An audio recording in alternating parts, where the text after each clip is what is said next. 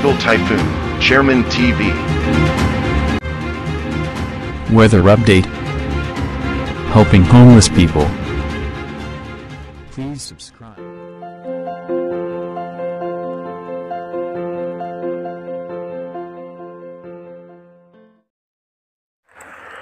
Magandang umaga po. Ito po ang latest update natin ngayong araw, February 10, 2025.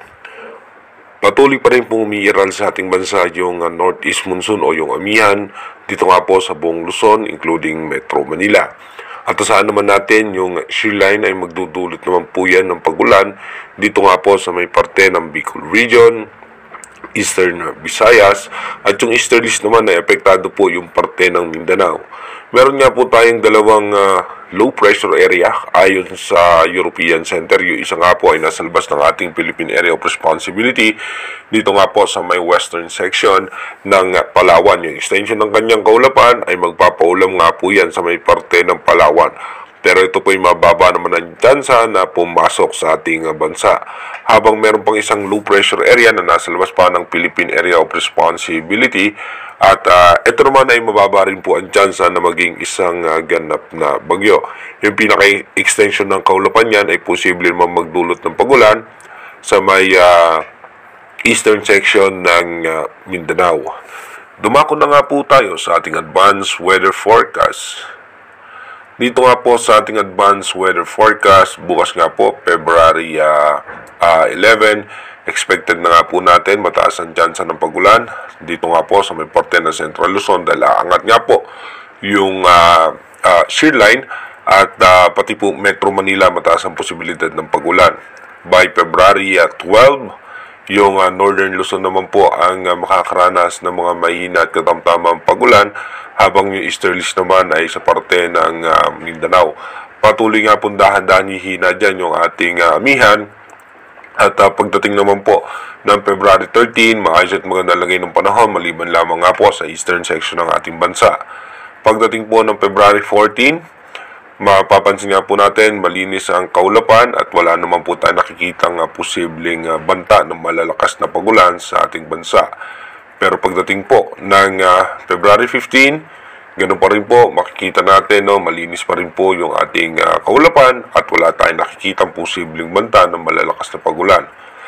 Pagdating naman po ng February 16, muli pong bubugso yung ating Northeast Monsoon o yung amihan.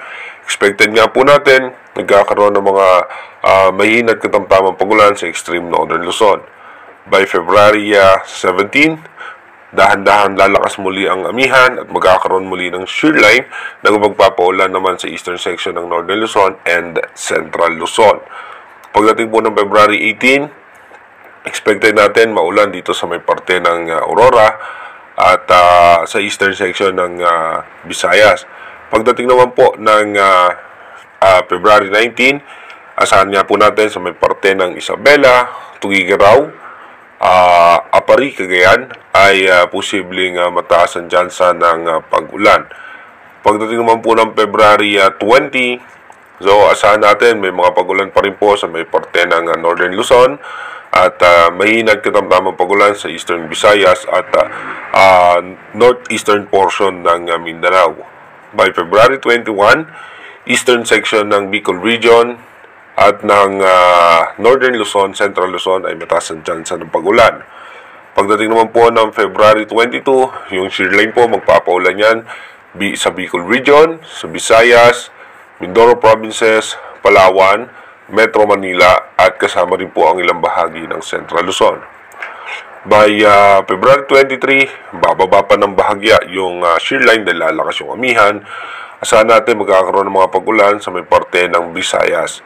Pagdating naman po ng February 24, tuloy-tuloy po makakaranas po ng pagulan ang parte ng Bicol Region at ng Visayas. Sa ngayon nga po, wala naman tayong minomonitor na posibleng bagyo na direktang makaka-apekto sa ating bansa. Pero again, inuulit natin, yung ating advanced weather forecast is possible scenario pa lamang po yan. Malaki pa rin ang tsansa na magbago po lahat yan.